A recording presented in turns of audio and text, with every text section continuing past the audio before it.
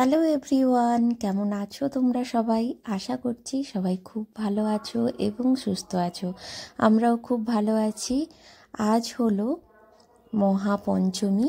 সবাইকে জানাই মহাপঞ্চমীর অনেক শুভেচ্ছা ও অভিনন্দন। মহাপঞ্চমীতে আমরা চলে গিয়েছিলাম ঠাকুর দেখতে আমাদের বাড়ির কাছাকাছি ম্যাচক গ্রামে। প্রতি বছরই যাই ওখানে, প্যান্ডেলটা খুবই ভালো হয়। পাঁশকুড়ার ওই ম্যাচক গ্রামের যে ঠাকুরটা, ওটাই সব থেকে ভালো হয়। ওখানেই যাব আমরা ঠিক করেছি। তো এই যে আমি রেডি হয়ে গেছি, আর ওকেও রেডি করিয়ে দিয়েছি। এখন চলছে আমাদের ফটো সেশন শেষ হলে আমরা তারপর বেরোবো। তোমরা কে কে কোথায় ঠাকুর দেখতে যাচ্ছ অবশ্যই আমাকে কমেন্ট করে জানিও, এবং আশেপাশে কোথায় ঠাকুর ভালো হয়েছে সেটা অবশ্যই জানাবে। বেরিয়ে পড়েছি, আজ শুভ মহাপঞ্চমী। তো পঞ্চমী থেকেই ঠাকুর দেখা শুরু। বেরিয়ে পড়লাম আজ। বৃষ্টি যা আসছে মাঝে মধ্যে, কতদূর যেতে পারবো জানি না। তো বৃষ্টিকে উপেক্ষা করি, চলো। বৃষ্টি হলেও তো আরো ঘরে থাকবে না, তাই তো?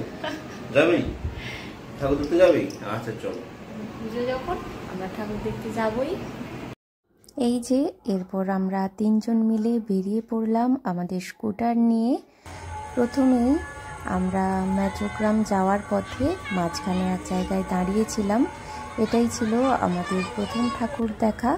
খুব একটা যে ভালো হয়েছে তা বলবো না, গ্রামের মধ্যে এরকমটাই বেশিরভাগ ঠাকুর হয়। থিম পুজো খুব একটা হয় না, যেগুলো হয় সেগুলোর প্রচণ্ডই ভিড় হয়। এটা ছিল দিগলাবাড় পশ্চিম পাড়ার পুজো। উদ্বোধন হয়নি এখনো।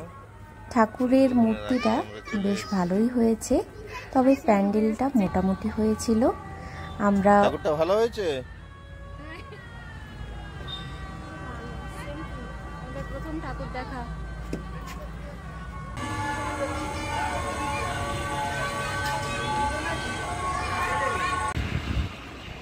এরপর আমরা ওখান থেকে বেরিয়ে পড়লাম এবং সোজা চলে গেলাম ম্যাচক গ্রামের পুজোটা দেখার জন্য।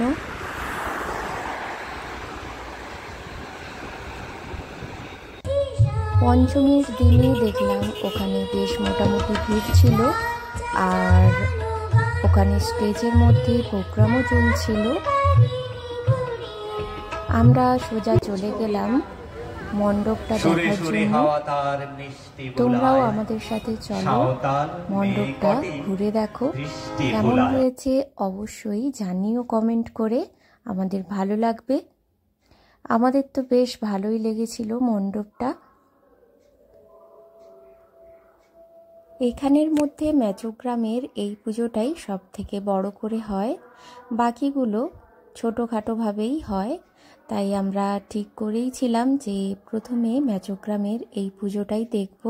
তাই প্রথমে এই মণ্ডপটাতেই আমরা চলে এসেছি দেখার জন্য। খুবই সুন্দর কারুকার্য এখানে তৈরি হয়েছে, সূক্ষ্ম সূক্ষ্ম হাতের কাজ। এত সুন্দরভাবে সাজিয়েছে মণ্ডপটা, দেখেই পুরো মনটা ভরে গেল।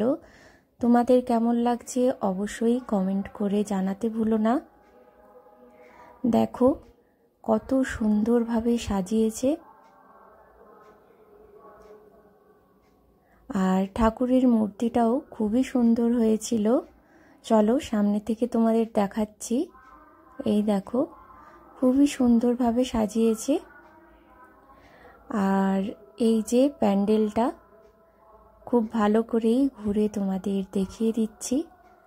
পঞ্চমীর দিন সাধারণত এইদিকে এতটাও ভিড় হয় না, কিন্তু এবার বেশ ভালোই দেখলাম ভিড় রয়েছে। তবুও আমরা খুব ভালোভাবেই দেখতে পেরেছিলাম ঠাকুর।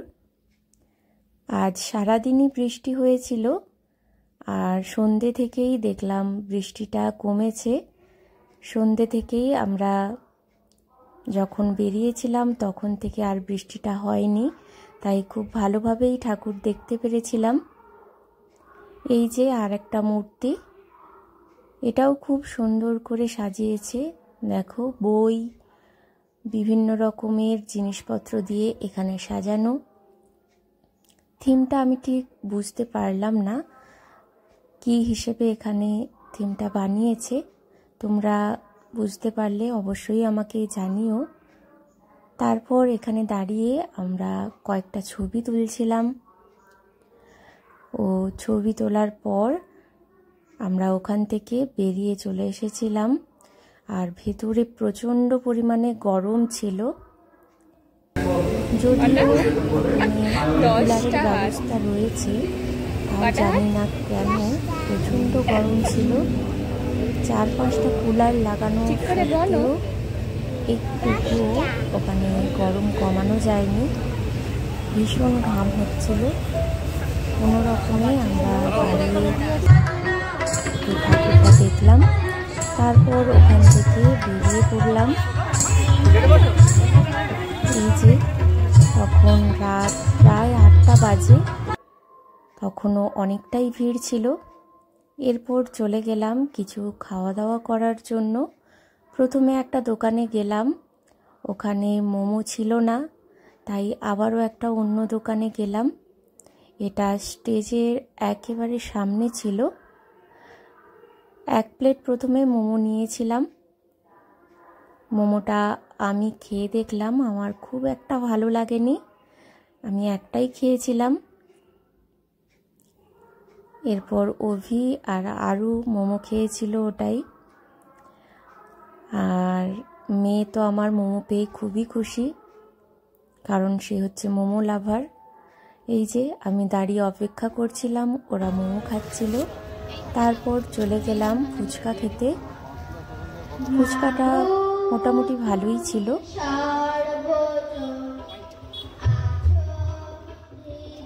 ফুচকা খাওয়ার পর আমরা বাড়ি যাওয়ার জন্য আমাদের স্কুটারটা নিতে গেলাম ও তারপর দেখলাম স্টার্ট হঠাৎ করেই বন্ধ হয়ে গেল। পড়লাম মহা বিপদে। আমরা বাড়ি ফেরার জন্য তারপর টোটো ধরে ওখান থেকে স্টেশনে এসেছিলাম, আর তারপর ট্রেনে করে বাড়ি ফিরেছিলাম। বাইকটা আমাদের ওখানেই রাখা ছিল একটা দোকানে।